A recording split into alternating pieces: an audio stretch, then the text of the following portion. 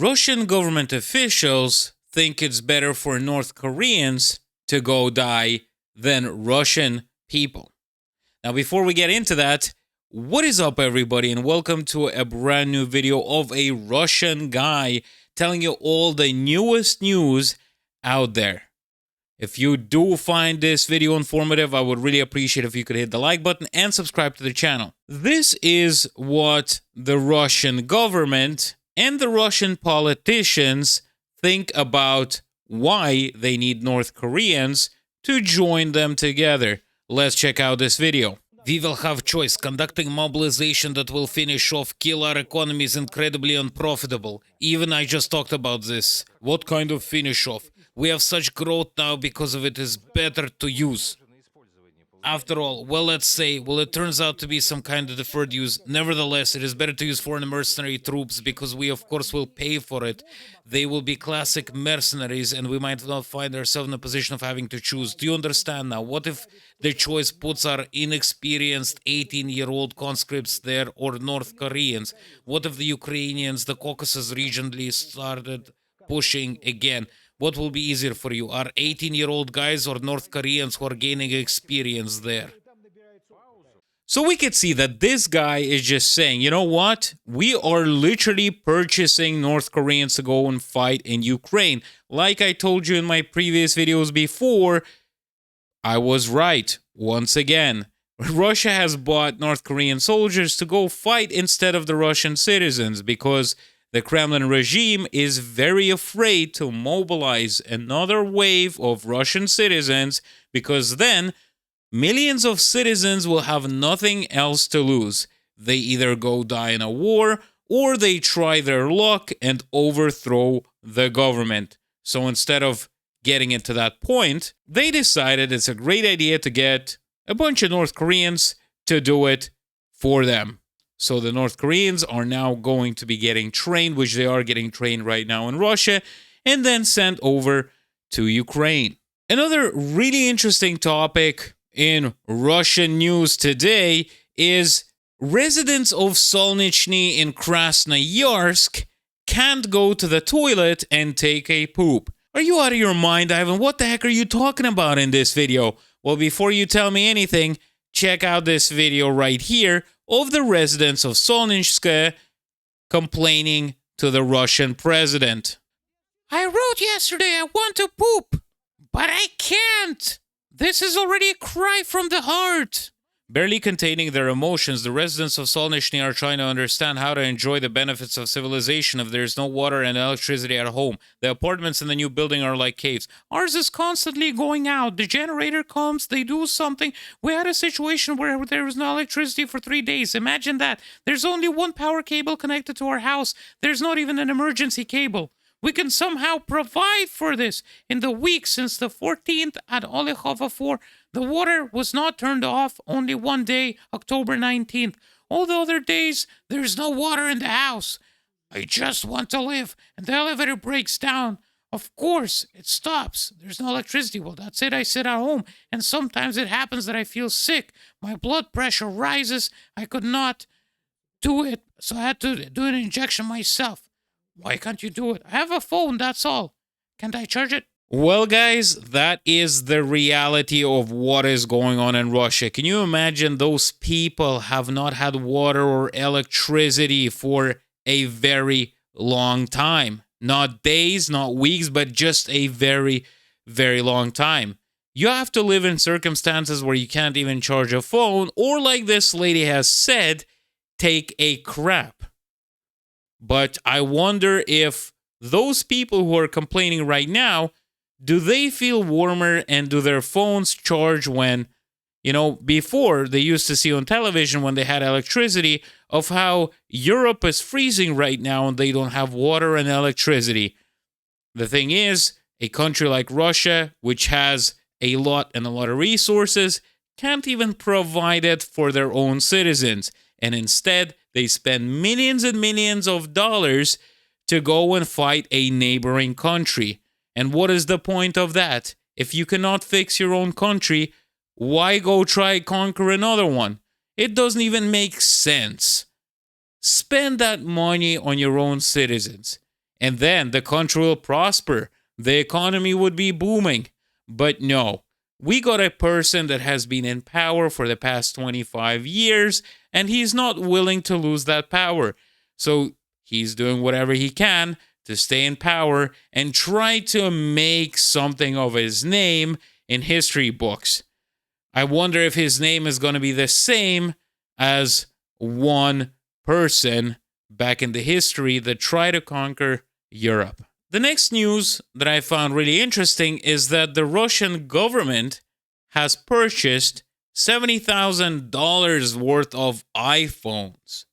The question is, I thought that the Russian government officials are not allowed to be using iPhones or anything made from the United States because Apple supposedly works very close with the US intelligence. So instead, they buy Samsung phones, which is a South Korean brand. And South Koreans and the United States are very close. So that makes absolutely zero sense. But let me get you into the story. So about 2 years ago, the Ministry of Industry and Trade and Rostec had previously introduced a ban on using Apple technology. The FSB has announced the American company's cooperation with the U.S. National Security Agency. Since July 18th, 2022, employees of the Ministry of Education have been prohibited from using devices from the American company Apple for work, citing a document signed by the acting head of the department. The document states that since July 18, 2022, it is necessary to exclude the use of Apple technology in the production, transmission, and distribution of information by any means while performing official duties. So when you are working for the Russian government, you're not allowed to be using iPhones. When all of this has happened, the FSB announced an intelligence operation by American Special Services. The department claimed that together with the FSO, they had identified anomalies, characteristics of the iPhone and caused by the work of previously unknown malware. This, the intelligence agency claimed, demonstrates Apple's close cooperation with national intelligence community, in particular the U.S. National Security Agency, and confirms that the declared privacy policy for users' personal data does not correspond to the reality.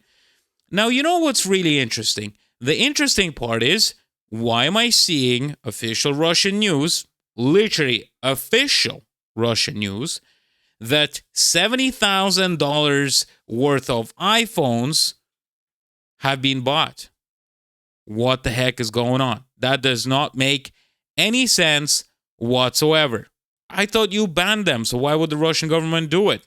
According to Vedomosti, which is a Russian newspaper, a bit of sources, so this is actually what the Russian newspaper says, the total volume of government purchases of iPhones for the first 9 months of 2024 has increased fourfold compared to the same period in 2023. The total amount of contracts concluding during this time is $70,000. In 2023, only $16,000 were spent. The St. Petersburg energy company, Teploenergo, spent the most on purchasing American smartphones, more than $30,000. Among the leaders were also Ugra, the IT park, technology park, Aero Express, and the State Kremlin Palace. The State Kremlin Palace, guys, that's the Kremlin who bought a bunch of iPhones. At the same time, the leader in government purchases this year were Samsung smartphones, which were purchased for 41,000 rubles and 3/4. Vedomosti notes that since the summer of 2023, the authorities have been introducing a ban on the use of iPhones. And we know, guys, you're not allowed to be using iPhones if you are a government official. So why does the Kremlin Palace spend so much money on buying iPhones? Doesn't make any sense, but it seems like a lot of government officials really wanted to get their hands on the iPhone 16. It must be something different. It seems like nobody can install malware on it. But you know what? I'm not sure. But from what I know personally, you can install malware on an Android phone, but I'm not sure if you could do it on an iPhone. I've never heard of anyone getting viruses on an iPhone. I'm pretty sure I could be wrong, but I'm pretty sure if somebody wanted to get some information out of you, it's easier to hack any phone than an iPhone, in my opinion. But I'm not a tech genius. I'm not an IT specialist. I'm a no specialist in any matter. So you got to tell me in the comment section, because I have no idea what's better. Tell me in the comment section below, what's safer, an iPhone or an Android phone? I would really love to hear your opinions in the comment section below. Now let's get to the next and the last news. Putin said that the ICC arrest warrant will not prevent him from going to the G20 summit in Brazil. Let's look at the little clip right here. We understand in principle the G20 is a good forum. It is useful in general.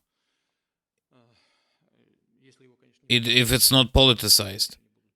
If it's not further politicized, there are various attempts being made there, but it was created not so long ago as a purely economic platform. That is how it is. If it develops, it will be useful in this vein. But we understand what is happening around Russia, and I understand. I have excellent friendly relations with President Lula.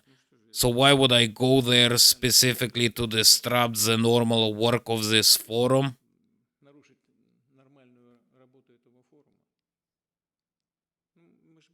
We understand perfectly well, and I understand that there's nothing, even if we exclude this ICC.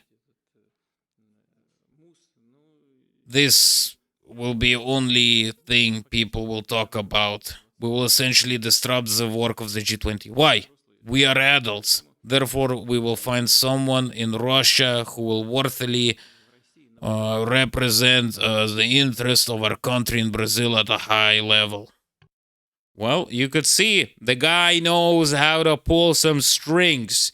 You know, he's the big guy. He knows what he's doing. He could just talk to some people and he will be in safety.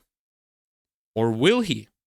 Because as it has become known yesterday, Putin will not go to the G20 summit in Brazil. Maybe he didn't understand which strings to pull and which documents to sign that will prevent him from going there. But in reality, we know why. How the heck is he gonna fly an airplane over to Brazil without being intercepted? Like, what route would he have to take? He'd be having to fly around some really sketchy areas and areas where he would get arrested straight away. He would just have fighter jets going after him. So, obviously, he could say to the Russian people that he is such a big boss, he's not afraid of going anywhere because nobody's going to touch him. The only thing he forgot is to actually get there, which is near impossible for him. I can understand him flying to China or Kazakhstan or Uzbekistan, Tajikistan, whatever. But flying across the continent, yeah, that is not happening. I wish he did try, though. Thank you very much, everybody, for watching today's video. I really appreciate your support. And many of you might be asking, why wasn't there a video yesterday? A little explanation for you. As you guys know, I still have an apartment in Moscow, which I'm trying to sell. And the problem is, my pipes exploded inside of my apartment. The heating pipes. I have no idea how that happened or who did it, because you turn off the pipes on the outside of the apartment and somebody turned them on, which caused a humongous flood of my unfinished apartment, and obviously it flooded my neighbors downstairs. So yesterday I was really busy trying to work all of this out over my phone. Yeah, it happens. Things happens, and I just want to explain myself a little bit to you guys. Thank you very much for watching. Would really appreciate the like, the subscribe, and the comment. And I'll see you guys in the next video.